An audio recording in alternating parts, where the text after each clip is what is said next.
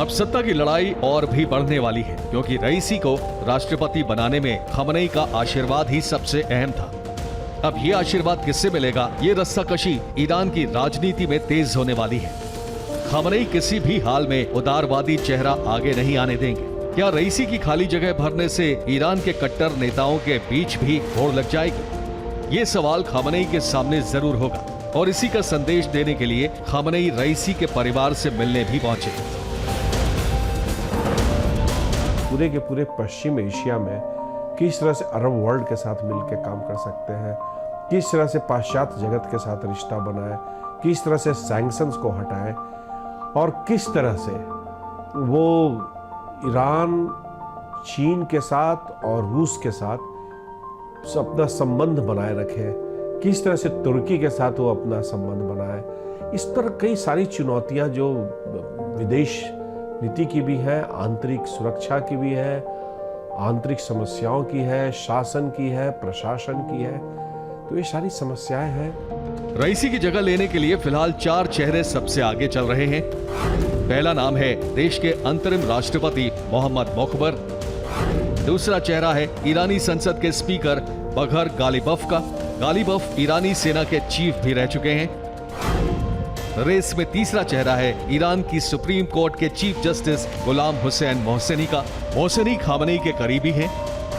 इसके अलावा एक चौथा नाम है ईरान के गृह मंत्री ब्रिगेडियर अहमद वाहिदी का, जो खमनेई के करीबी भी हैं और IRGC के टॉप कमांडर रह चुके हैं।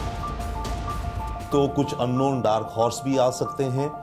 वाइस प्रेसिडेंट खुद हैं, वो भी हो सकते हैं प्रेसिडेंट की पोस्ट के लिए नॉमिनेट, बट वही डिपेंड करेगा सुप्रीम लीडर पर। परंतु एक और नाम है जो कि बोला जाता है, परंतु चांस शायद कम हो, खमनेई का अपना बेटा।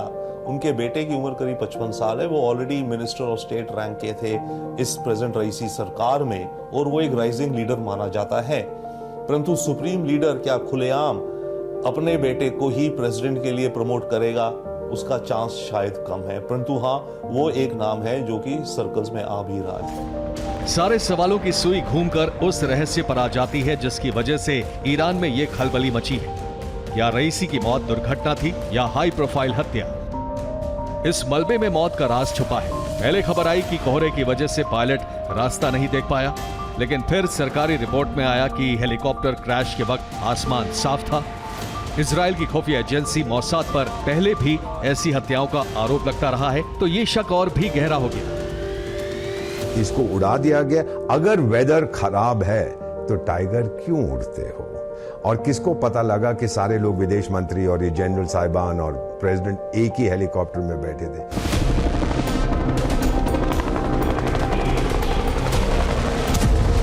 दूर तक बिखरे मलबे से गड़बड़ी का अंदेशा बढ़ गया है, क्योंकि पश्चिमी एशिया की राजनीति में ईरान की भूमिका लगातार बढ़ रही थी। उस पर आरोप लग रहा था कि वो हिजबुल्लाह, हूती और हमास जैसी प्रॉक्सी सेनाओं का इस्तेमाल करके अमेरिका और इजराइल को लगातार घेर रहा था। पुतिन और जिनपिंग से बढ़ती नजदीकी, साथ ही पुराने दुश्मन सऊदी अरब से नए रिश्तों की शुरुआत के संकेत भी ईरान के खिलाफ उसके विरोधी देशों की बेचैनी बढ़ा रहे थे। वो लोग अपनी सुरक्षा के लिए, क्योंकि अरब देशों से घिरे हुए हैं, सुन्नी देशों से घिरे हुए हैं, वो अपनी मिलिट्री को स्ट्रेंथन करेंगे। सऊदी अरेबिया के साथ आप जानते हैं, जो आप जिक्र कर रहे थे कि उनका समझौता हुआ था, चीन ने किया था, लेकिन उसमें कुछ दम नहीं है। ईरान अपना रास्ता जाएगा। अमेरिका ने कहा कि ये जो है एक्सिस ऑफ ईवल है, और जो आयतुल्लाह खुमैनी साहब थे, उन्होंने अमेरिका को बोला था ये बड़ा शैतान, इजराइल छोटा शैतान।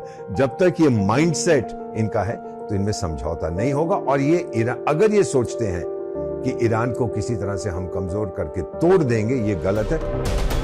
खमनेई की उम्र 85 साल हो गई है। उन्हें पता है कि उनका सबसे बड़ा दुश्मन वक्त ही है। इन्हीं के इशारों पर ईरान की प्लानिंग और रणनीति को हरी झंडी मिलती है।